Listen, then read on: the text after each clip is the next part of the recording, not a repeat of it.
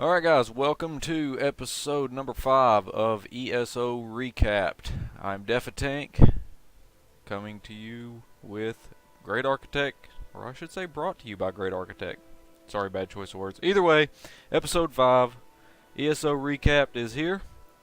I know that everybody's been really anxious for me to do another episode. I've gotten a lot of messages from people wanting to know what we're going to be talking about with episode 5. Just ready to get more info about the game and just see exactly what all ZeniMax is doing out there. So, as I mentioned last week, going into episode 5 and probably 6 and maybe even 7, we're going to be talking about Cyrodiil. Getting you the information that's out there about Cyrodiil. And there is a lot of information about it. I've got 2 Khajiits. Look. That is Snowball. Anywho. Enough with the cats. Like I was saying, episode 5 and 6 definitely is going to be about Cyrodiil. So no delay. Let's go ahead and get started. For episode 5, we're just going to talk about the basics of Cyrodiil. And the first question is, of course, alright, where is it located? Well, Cyrodiil is located right smack dab in the middle of Tamriel. You're going to have the Daggerfall Covenant, Aldmeri Dominion, and the Ebonheart Pact, who are all trying to get into the middle to control Cyrodiil.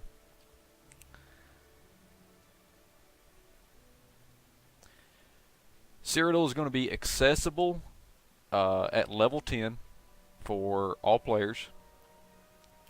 Whenever you enter Cyrodiil, if you go in at anything from level 10 up to 50, you're automatically scaled up to 50 to try to make it as easily accessible and fair as possible to everybody. Of course, your level 10s or anything below 50 basically is not going to be quite as strong as a true level 50, and the simple reasoning behind that is because you're not going to have all the skills available that a level 50 has, just from leveling up and questing, collecting sky shards and things like that. But it doesn't necessarily mean that you're useless at level 10. Your stats will be scaled up to that equal to a 50. The size of Cyrodiil, and I want to focus big time on this because I really don't think that a lot of people grasp the size and the magnitude of Cyrodiil itself. Inside Cyrodiil, inside of the Elder Scrolls Online, is about the same size as the Elder Scrolls Oblivion, which, if you remember, is the 4th installment of the Elder Scrolls series. So basically you take Oblivion, the game Oblivion, drop it into the Elder Scrolls Online, and that is your PvP zone. So if you remember how long it took to explore Oblivion and do everything in Oblivion and just move around the world, the PvP zone Cyrodiil is massive, guys, and really think about that. Go back to when you played Oblivion. If you've not played Oblivion, pick it up off of Steam or something. You know, they have sales on that all the time. Just go back and see what it was like. ZeniMax is saying it takes roughly 20 to 30 minutes if you just were able to make a straight line from the most northern point of Cyrodiil to the most southern point of Cyrodiil. It would be about 20 to 30 minutes, and that's not in combat, just straight running. And that's massive as well. You're also going to be seeing a lot of towns that you were familiar with whenever you were playing Oblivion. Of course, they're going to look a little bit different because it is 1,000 years before the events of Skyrim, so, 600-800 years before Oblivion took place. So yeah, things are going to be a little bit different, but for the most part it's going to be very recognizable. Just as a brief rundown of, okay, I understand we got 3 factions and things like that. Why are the fighting going on and things like that? Basically, nobody controls Cyrodiil. Each alliance is wanting control, and they want to crown an emperor. Right now, there is no emperor. So That's basically the big reason that you have your alliances fighting over Cyrodiil, in a nutshell.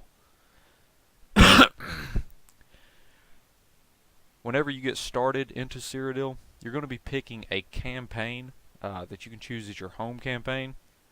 You can also guest to other campaigns, and you'll be able to see what campaigns your friends are playing in. So what are campaigns? Well, a campaign it's an instance between a lot of players. I know ZeniMax has thrown numbers around of like 1,500, 2,000. You know, there's not really a set number right now on how many players will be in each campaign, but just know it's going to be massive. There's going to be a lot of players per campaign that is in there fighting. Each campaign will have its own emperor. Okay, so there's not going to be just one emperor ruling everything. Each individual campaign, like your home campaign, there'll be an emperor for that. You guest over to another campaign somewhere else, there'll be an emperor for that. You go and guest to a friend's campaign, there'll be an emperor for that. Next question is, okay, that's some pretty good information basics, but what can I do in Cyrodiil? Well, you're going to have both large and small scale combat. This combat's going to be including things like people fighting over resources. Resources include farms, which are used to upgrade guard NPCs around your keeps and resources. You'll have mines, which people will, whenever you take over the mines, will upgrade walls. And you're going to have lumber mills, which is used to upgrade your keep's doors. Something else to note is whenever these upgrades occur, it's over time that alliance holds that resource or keep. So it gets better as time goes over, and it not only just makes an impact on the stats of the wall or the stats of the door. You know, it's not just a give more health to the door or give more health to the wall. It's a visual change too. So you'll see these upgrades take place, and it's an actual visual change. People fighting over keeps. I know I've mentioned keeps a little bit. The keeps is basically the central point around these resources, and the reason you're going to have people really interested in these keeps, one, if your alliance manages to take the 6 keeps around the Imperial City, then the player with the highest alliance points earned will be crowned as Emperor. Next, whenever your guilds take over these keeps, your guild can claim that keep. If your guild has the guild store in it, you're going to be able to sell your goods to non-guild members. So basically anybody that's passing through that keep and they check out that vendor will be able to see your guild's goods.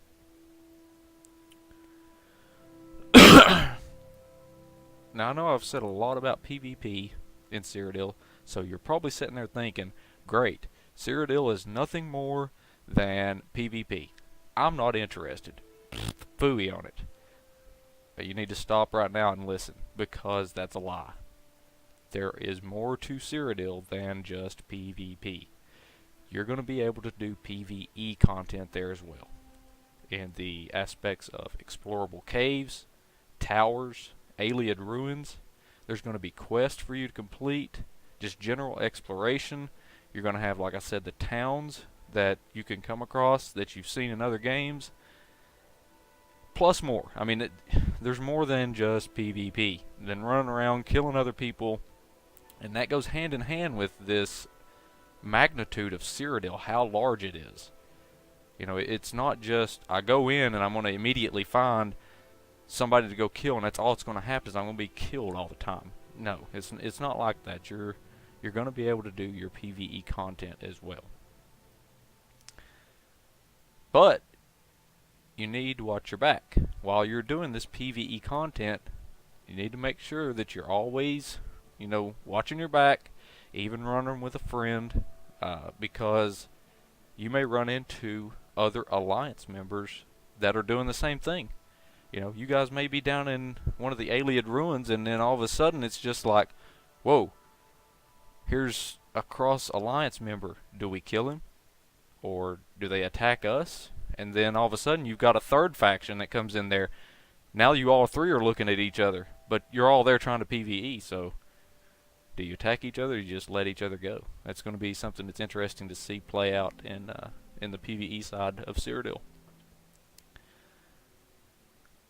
The last point that I want to hit on is going to be, alright, so what's really so different with the PvP in Cyrodiil with ESO? What makes it really stand out and pop that other MMOs just really don't do? First, again, it is massive. Oh my god, it's massive. I just can't stress that enough as to how big Cyrodiil is. It is huge. Your keeps and doors, they're destructible. You know, you see them destruct. And if I'm not mistaken, it's in this video somewhere that you can see one of the doors that, you know, they start breaking down. You hit these walls and you see them physically breaking down. And I mean, some people, they may be just, woo, big deal. But to me, that is just awesome. That, there you go. Just in the video just now. You see that, the wall tearing down. I mean, it's just awesome to see that kind of stuff that happening. You know, it's something that some MMOs just don't do. And there's the other thing with the door. You can see the door is cracked right there. Let's just roll that back. If I can find my pause button. Where's my pause button? See? These big cracks in this door there. I mean, just everything is destructible. Things like that, the little details, you know, it's just awesome. And you'll know what I'm talking about once you get the access to play the game and you see these things happening. Let's see, where did I want to go with next? I just got off into left field with all of that destruction. Oh, yes. Whenever these things destruct, alright, let's say that your team goes through and they just burst these walls down, okay? You tear out a whole side of a wall. And you think, haha, I showed you. And you go in and take that keep. Well, that wall does not magically rebuild, okay? You and your alliance will have to go in and rebuild that wall with your time, your gold, your points. You're going to have to use your resources to build this stuff back up. So, you know, if you run in and you just tear out 4 walls because your alliance is not talking and realizing, hey, we've got a group over here tearing this wall down, and then somebody else is on the other side of the keep tearing a wall out, and you both break through, well, now you've got 2 breakthrough points for the other alliance to just come back and then get right through the keep. You know, you've already done the work for them. You're also going to have Elder Scrolls in Cyrodiil. The Elder Scrolls is really cool because people are going to want control of these Elder Scrolls because it buffs your alliance. So whenever your alliance maintains control of these Elder Scrolls, everybody's getting a buff. Lastly, what is different about PvP with Cyrodiil? You can be the Emperor, okay? For the lore heads out there that really know the lore with Elder Scrolls, the Emperor is a very important person when it comes to Tamriel. And with ESO, you are that person. When you become crowned as the Emperor, your stats and your power, I mean, it's just enormous as to how powerful you become. And you really have a target on your back that a lot of people want to take you out. So that's definitely going to be something to watch for. But that's going to bring it to an end with this episode right now. I mean, you know, this is just a teaser, just to get your taste buds going, if you will. With episode 6, I'm going to be going into more details about the points that I just covered. You know, getting the finer details covered, the questions that you really have, right now, about what I just covered. And as I do every episode, I open up the floor to the Twitch channel for you guys to ask questions about anything that I covered. If it's something that I can generally cover pretty quick, we'll answer it. If it's something that I feel would fit better into the next episode, we'll put it into the next episode. Looks like Hungry Sofa. He's asked, everyone else have their build figured out? Okay, that's more of a personal question on what we're playing.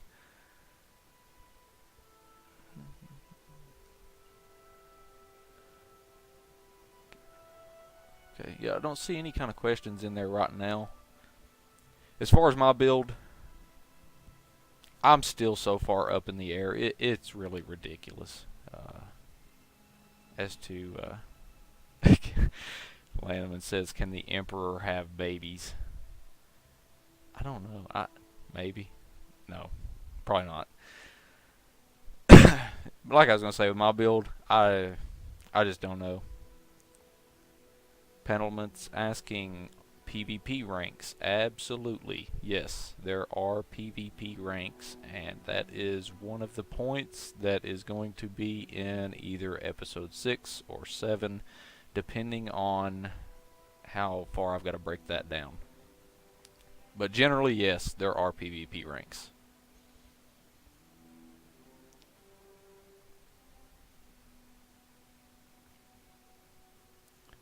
Okay, with episode 6, this is what you guys can expect to see with episode 6.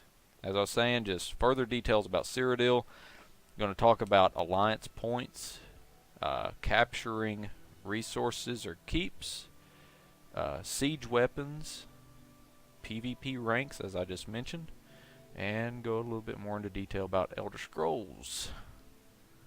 Let's see, FatCat45 is asking any information on how the scaling to 50 works. Will item enchantments be the most important aspect, since all lower levels will scale to your armor, HP, stamina, etc., assuming you're level 50? To my knowledge,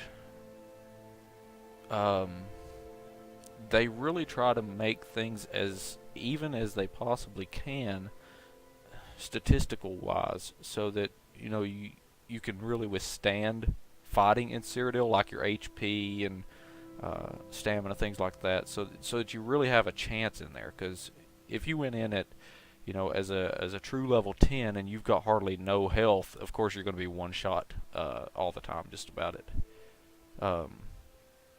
But as far as the specifics of how things get brought up to the point of a level 50, and does enchantments change things like that, I'll have to look and see if they've said anything about enchantments and see if they're added onto or anything like that. I think that that's probably going to be something that's not really been answered publicly yet about the exact scaling to 50, but I know that they're trying to make it as even as they possibly can. And like I said at the first part of the episode, is the big difference that you're going to see is the simple fact that your level 50s, they're going to have access to more skills. That's the bottom line, is they've leveled up to 50, and of course as you play the game you get more access to more skills.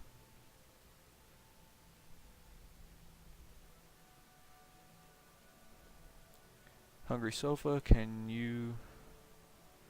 level 10 to 50 in just PvP? And would it be faster than questing, even though it would be less enjoyable? If I'm not mistaken, I do think that Zenimax did say that you can level through Cyrodiil. It would have to be something that I have to go back and look at, but I'm almost certain that yes, they have said that you could level through Cyrodiil and just playing in Cyrodiil.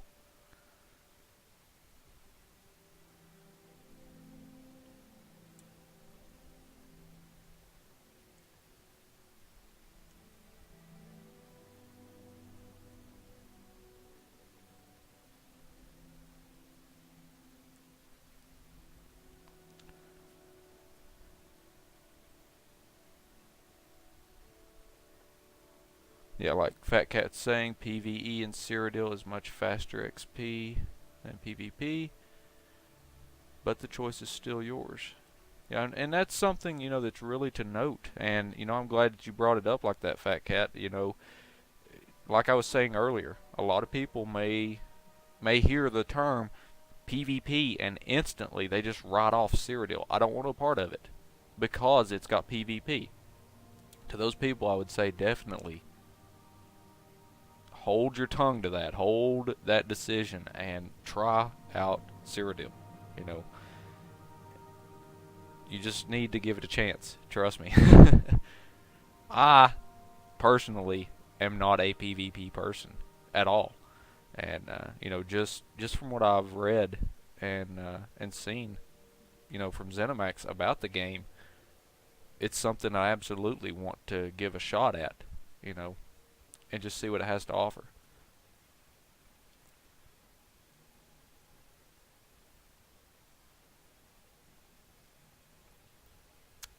Can we use mounts in PvP? There you go. Right there's the answer. Yes. This video that's been playing in the background, all this going on. There you go. All of that is the video gameplay from Cyrodiil from ZeniMax that they released 3-4 weeks ago or something like that, I guess. So all that content is from Cyrodiil.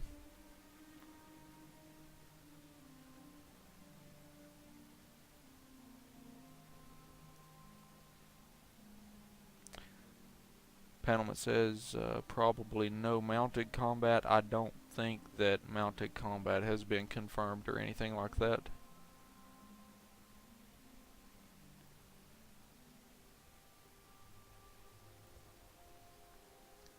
I wouldn't write it off as a no, but I've not seen anything stated about mounted combat that I can remember. Alright, so if there's no other questions, that will put a wrap on episode number 5.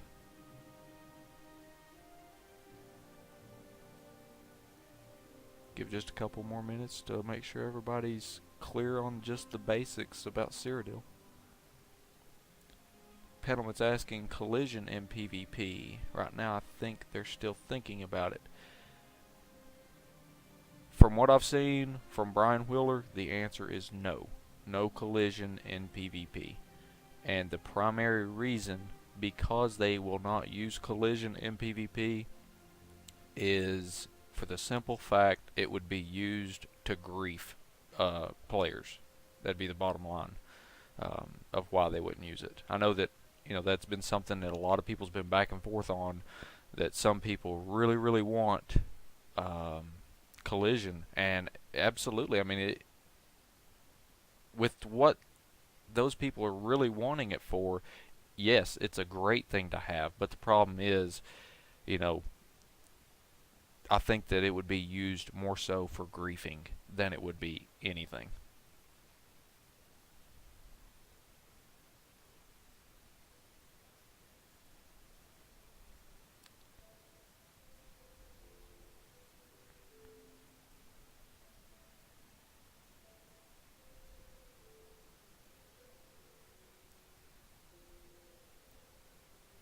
Alright guys, well, I'm going to go ahead and put a wrap on episode 5. I definitely appreciate everybody that stopped in to check out the live stream. I very much appreciate everybody in the channel, tuning in, weighing in on the discussion. That's what I do these live streams like this for. I considered doing the recording a video and uploading it and things like that, but doing it live like this, yeah, it's easier for me to make mistakes, as you've seen from the top of the video, but hey, live lets you guys in on the discussion, so that's what it's about. That's the reason I do these videos, is to try to help you guys out, and just bring as much information as we can possibly bring to you, what we know about the game. So I definitely appreciate everybody stopping in seriously. Tune back in next Saturday, 9:30 p.m. EST, right here. If you miss it, you can check out the replay on youtube.com/Defatank. If you want more information about the Elder Scrolls Online, head over to elderscrollsonline.com. If you've not signed up for beta, check about halfway down the page there on elderscrollsonline.com. There's a sign up page. Boom, click it, register, get yourself in there for beta. If you want more information about the gaming community that myself and a friend of mine by the name of Seeing Blue, we founded it. We're a multi-gaming community. If you want more information about that community, you can check us out at greatarchitect.us. Appreciate everybody stopping by. Episode 5 is a cap.